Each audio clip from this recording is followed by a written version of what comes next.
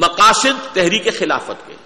تحریک خلافت ہے صرف تمہیدی، لوگوں کو خلافت سے آشنا کرنا، پبلک ایجوکیشن، اس کی برکات کیا ہیں، وہ کیسے آئے گا. لیکن وہ جماعت کے جو اس کو قائم کرنے کی جد و جہد کرے گی وہ تنظیم اسلامی ہے. لہذا تحریک خلافت میں اس کے قیام کا ذکر کہیں نہیں ہے، یہ اس کے تمہیدی. جیسے انجمن خدام القرآن میں نے قائم کی تھی پہلے سن 72 میں، وہ اس کا اپنا ایک معین جو ہے وہ دائرہ کار ہے، اس کے تحت جو ہے اکیڈمیز بنی، قرآن کالج بنے، وہ اپنا ایک دائرہ ہے. تنظیم اسلامی ہے کہ جو اس خلافت کے نظام کو قائم کرنے کے لیے ایک جماعت کی حیثیت رکھتی. اور اس کو یوں سمجھیے کہ جیسے تحریک پاکستان تھی اور جماعت مسلم لیگ تھی، اسی طرح تحریک خلافت کو لے کر اس وقت اس ملک میں چل رہی ہے تنظیم اسلامی.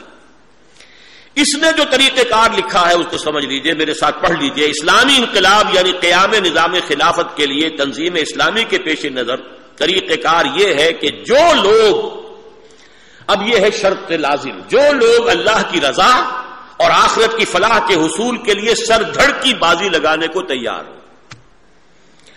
جو لوگ بغیر کچھ کیے جنت کے ٹھیکیدار بنے ہوئے ہو، ظاہر بات ہے ان سے گفتگو نہیں ہے. جو لوگ جانتے ہیں کہ نہیں جنت کمائی جاتی ہے، اس کے لیے محنت اور مشقت ہے، سر دھڑ کی بازی بھی لگائی جائے گی، اللہ کو راضی کرنے کے لیے جانیں بھی دینی پڑتی ہے.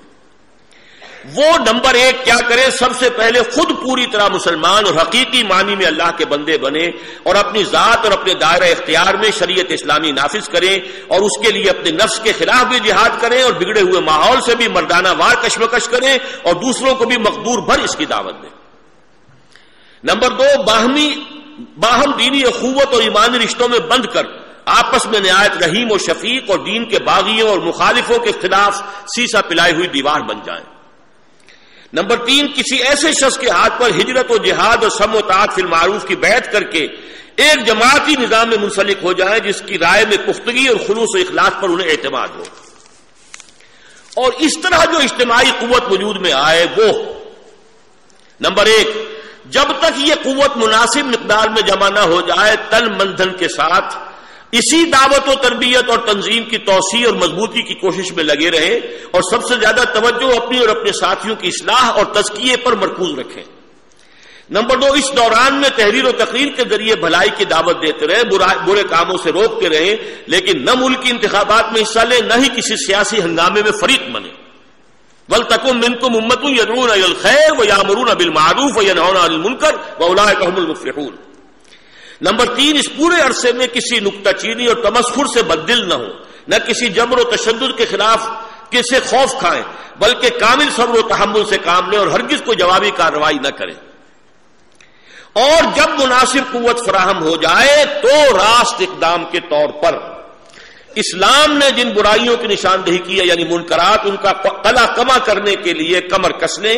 اس کے لیے جلسوں، جلوسوں، مظاہروں اور ناکہ بندیوں، پکٹنگ کی شکل میں اپنی طاقت کے مظاہرے کے لیے تمام جدید ذرائع استعمال کریں، اس شرط کے ساتھ کہ یہ سب کچھ پرامن ہو اور اس میں ان کی جانب سے کوئی تشدد نہ ہو.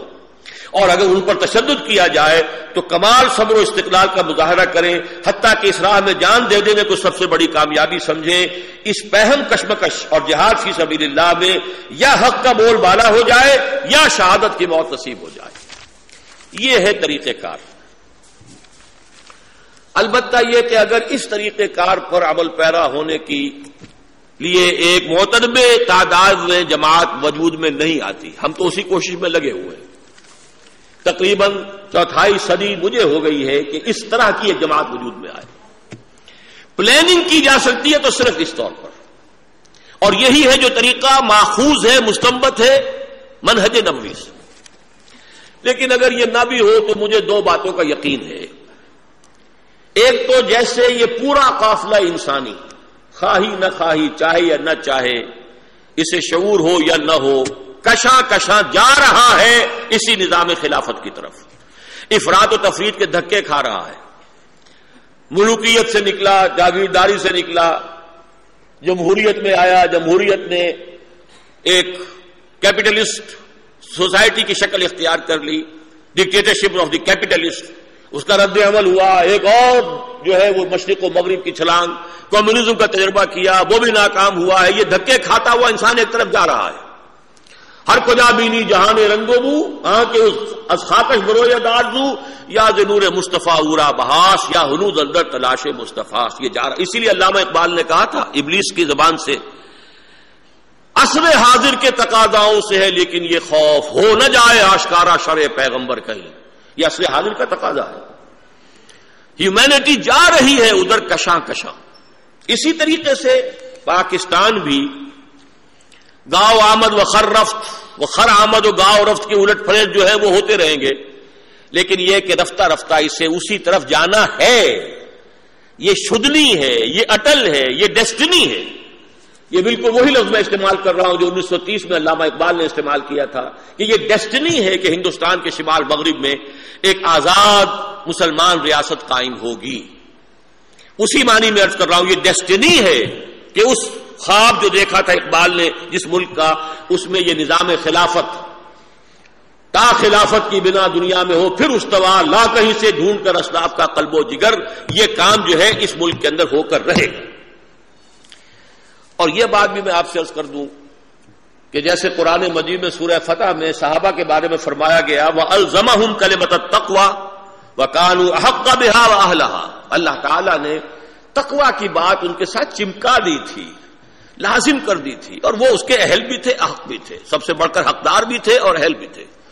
اسی طرح جان لیجئے کہ عہد حاضر کی صحیح ایک ماڈل اسلامی ریاست، ماڈل نظام خلافت اس دور کا، جس کے لیے میں نے بارہا حوالہ دیا ہے ڈاکٹر جاوید اقبال کے اس قول کا کہ وہ جب دورہ کر کے آئے تھے مشرق وسطیٰ کی ریاستوں کا، جو ٹرکی سٹیٹس آزاد ہوئی ہیں USSR کے خاتمے کے بعد، تو انہوں نے کہا تھا واپس آ کر ایک ملاقات میں کہ جہاں میں گیا انہوں نے یہ کہا we need a model Islamic state. The Saudi model is not acceptable to us. It is based on monarchy. In the same way, the Iranian model is also not acceptable to us. It is based on theocracy. We need a real Islamic model. Real Islamic model پیدا کرنے کی صلاحیت فی الواقع اگر ہے پوری دنیا میں، پورے عالم اسلام میں، صرف اور صرف پاکستان میں ہے. کان احق بہا واہلہا. یہ ملک ہے کہ جو اس کا حقدار بھی ہے. اس کی وجہ کیا ہے؟ 400 برس کی تاریخ پیچھے ہے. 1000 برس تک تمام مجددین عالم عرب میں پیدا ہوئے. 11ویں صدی سے وہ سلسلہ پورا کا پورا مرکوز ہو گیا جنوبی ایشیا میں. ڈاکٹر علی شریعتی نے بھی کہا اور مالک ابن نبی نے بھی کہا، دو بڑے بڑے یوں سمجھیے کہ جائنٹس انٹلیکچوئلس، جنہوں نے کہا ہے کہ spiritual and intellectual centre of gravity of the Muslim ummah shifted to the South Asia. Allama Iqbal کے بارے میں جو کچھ کہا، جن کے بارے میں کہ ملک الشعراء بہار میں یہ کہا علامہ اقبال کے بارے میں، عصر حاضر خاصہ اقبال گشت واحد کس 100,000 برگزشت. یہ دور تو اقبال کا دور ہے. عصر حاضر خاصہ اقبال گشت، یہ اکیلا جو ہے لاکھوں پر بھاری ہے، لاکھوں سے بازی لے گیا. اور اس اقبال نے کہا تھا میرے عرب کو آئی ٹھنڈی ہوا جہاں سے، میرا وطن وہی ہے، میرا وطن وہی ہے. اس کے لیے بھی جو احادیث ہے وہ نوید خلافت والے اس کتابچے میں وہ احادیث بھی موجود ہے. عرب سے مشرق کی طرف سے فوجیں جائیں گی. معلوم ہوا کہ یہاں مشرق میں کوئی حکومت پہلے قائم ہوگی، خلافت کا نظام قائم ہوگا، یہیں سے وہ فوجیں جائیں گی کہ جو یروشلم کو آزاد کرائیں گی. حضرت عیسیٰ علیہ السلام کے ساتھ ہو کر جو یہودیوں سے آخری مارکا جب ہوگا، اور یہیں سے وہ فوجیں جائیں گی کہ جو عرب میں حضرت مہدی کی حکومت کو مستحکم کریں گی. تو معلوم ہوا کہ اس سے پہلے اس علاقے میں یہ معاملہ ہو چکا ہوگا. اصل بات یہ ہے کہ یہ تو ہے اللہ تعالی کا فیصلہ، شدنی امر ہے. واللہ غالب علی امرہ، راز خدائی ہے، یہ کہہ نہیں سکتی زباں. واللہ غالب علی امرہ ولکن اکثر الناس لا یعلمون. ہمارا معاملہ یہ ہے کہ ہمیں یہ دیکھنا ہے کہ ہم اس میں کتنا کچھ حصہ ڈال کر اپنے لیے کتنی کچھ عاقبت کی کمائی کر رہے ہیں. یہ تو ہونا ہے، ہو کر رہے گا، اٹل ہے، شدنی ہے. پیشن گوئیاں حضور کی اور 400 برس کی پچھلی تاریخ، یہ دونوں جو ہے غلط نہیں ہو سکتی. لیکن یہ کہ میرا اور آپ کا جو ہے، میری اور آپ کی سعادت اس میں ہے کہ ہم اپنا تن من دھن اس میں لگا کر، اور اس کے لیے راستہ وہی ہے جس کے لیے یہ 4 مرتبہ بھی آج آپ کو دے دیا گیا ہے. اقول قولی ھذا واستغفر اللہ لی ولکم ولسائر المسلمین والمسلمات.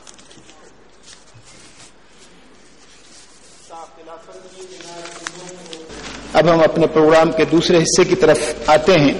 جس میں ہمارے محترم اور معزز مہمان اس گفتگو پر تبصرہ فرمائیں گے اور اس کے ساتھ ساتھ اگر کوئی وضاحت ہوئی تو وہ بھی محترم ڈاکٹر صاحب کے سامنے پیش کریں گے۔ اس ضمن میں سب سے پہلے